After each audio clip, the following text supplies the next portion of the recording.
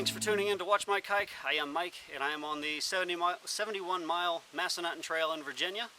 It sits a little bit north of Harrisonburg and south of Front Royal, and then sits right between the Northern District of Shenandoah and Interstate 81, which you might be able to see off there behind me. I'm only maybe 2 miles or so into the trail, but this is the first overlook that I've had since I've been on. The vegetation's just been really thick. You really can't get anything of a view unless you're stepping out onto something like this. It is late July and it's warm, very humid, and there's quite a few bugs out here. And so I've got a lot of miles to go. Just wanted to say hi, introduce you to the trail, and we'll be on our way. Enjoy.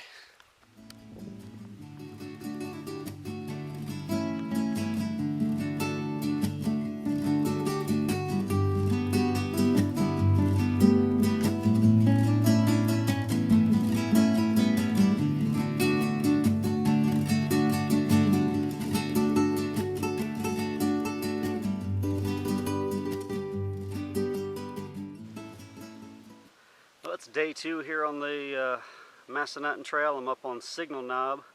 This is looking out to the west, out by Interstate 81. And it's right out here by this white building and running out that way. Signal Knob is somewhere over this way.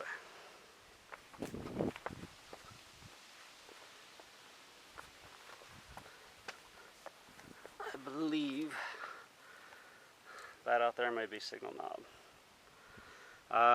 It's warm, it's very humid, a lot of bugs,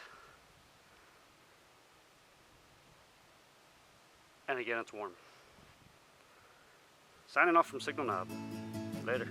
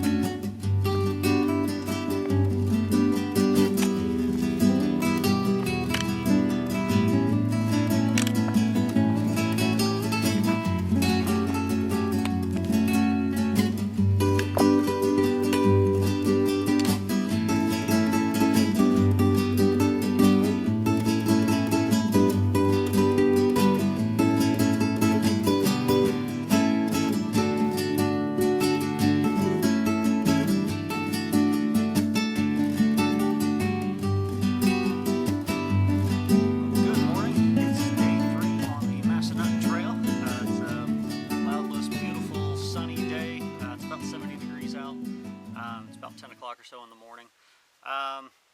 So yesterday I went up to the Signal Knob overlook, which you saw. Wasn't too much of a view from up there. A lot of it's overgrown, especially on that Signal Knob side of it. A couple other views during the day, but not much to talk about. The trail was extremely rocky, extremely rough, really hard on the feet. So, then I dropped down to the Elizabeth Furnace Recreation Center. Saw some people down there, ate lunch in the pavilion, and of course Elizabeth Furnace, or at least the ruins of it, were there. Then continued on up and over and headed on down to where I was camping that night. It rained really hard yesterday for about 40 minutes, maybe, I don't know, a mile or so from where I was camping, and it just came down in buckets. There was no escaping that. So, but I'm up here 5-6 miles or so from where I camped last night, looking down onto Fort Valley. And actually, on the first day, I was hiking up on that ridge line up there in the distance. That's Woodstock Gap, right over there, and Fort Valley down here below. So today's a long stretch without water. There's about 16 miles or so from where I started this morning until I can get water again. So pack's a little bit heavier with water. And then most of what I'm hiking today is just what I'd call a rolling ridge line. So, but it's a beautiful day, and I'm looking forward to a nice hike. And see you down the trail. Bye.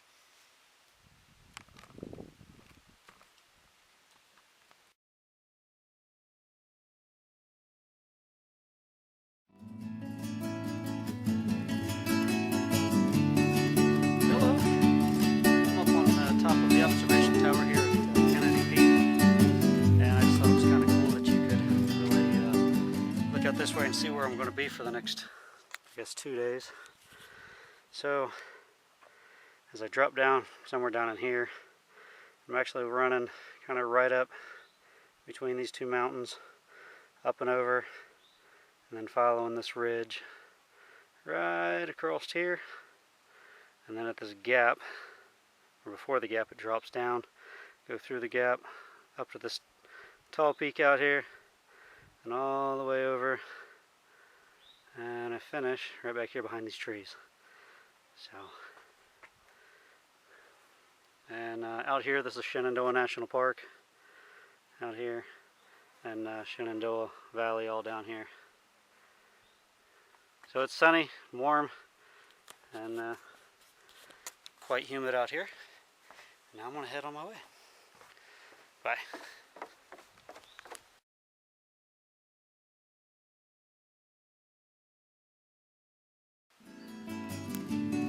Well, it's the morning of day 4, and the miles have been going really slow.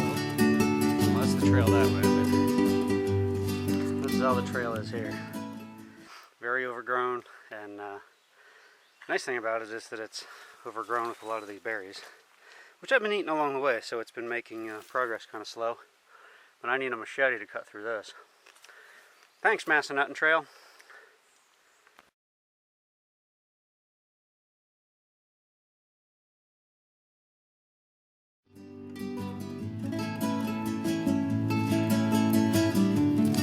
Well, hello. It is the end of day 4, my last full day on the Massanutten Trail. I am up on this ridge line. I came up here hoping to, I guess, find a campsite that had a view and a nice enough spot to set up my tent.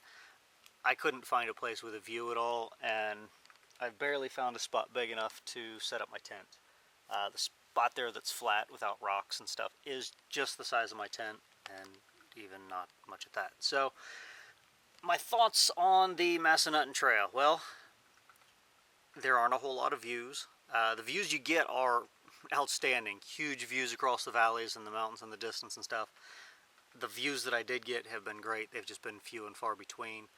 The trail has been extremely rocky, ridiculously rocky in some places, and really overgrown in others. Sometimes it's been rocky and overgrown. That's been really pleasant. The trail is well marked, just like this orange mark up here on the tree. Those marks are all over the place. Not too many, but enough that I never felt like I questioned whether or not I was still on the trail or not. The berries have been great all over the place. Not constant, but I can say I ate a lot of berries. Let's see. Yeah, the trail is definitely in need of maintenance, and with that said, seeing how much maintenance it would take to keep the trail up, I do definitely appreciate the trail crews that do keep up this trail and all the other trails across the world. So thank you to the trail crews. And I only have a couple miles left to get out to the car tomorrow morning, so I will probably get out fairly early. And that pretty much sums up my hike of the Massanutten Trail. I haven't seen a whole lot of people out here. I've seen 3 runners, 1 biker, and just earlier today saw my first backpackers out here. There was like a group of 8 or 9 high school students, so that was nice to see that somebody's actually out here using it besides me. So it is getting to be a sunset here, but I can't really see anything because I don't have a view. I can see a mountain in the distance, but that's about it. So signing off from the Massanutten Trail with all my flies and bugs flying around me. Happy trails, and I'll see you next time. Thanks. Bye.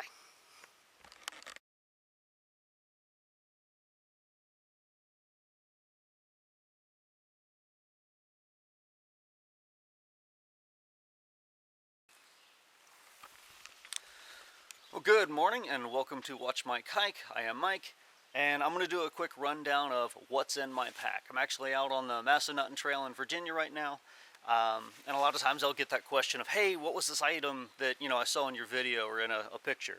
So I'm just going to do a quick rundown of what I've got in my pack. Just kind of laid everything out here so I can run through it. I'm not going to go into too much detail on any one item, maybe what it is and a quick reason or two that I like it. So first off, my tent, I have the Sierra Designs light, the Sierra Designs flashlight FL1. I actually have a full review of this on YouTube if you're interested. Inside of it, actually holding this up, are my Black Diamond Trail Ergo Cork trekking poles. I've used these things for years and absolutely love them. You can see them up in there. Inside I've got a Traveler 1 sleeping bag from Sea to Summit, rated at 50 degrees. It's extremely light. I think it's just over a pound. I think it's like 16 ounces and 0.6. Extremely light and fluffy, rated at 50 degrees. Underneath I have the Sea to Summit ultralight sleeping pad, extremely comfortable, again extremely light, and a Sea to Summit pillow. Just stuff sacks and stuff to put everything in. I do use stuff sacks, even though a lot of people argue, oh, you can save so much weight by not using them.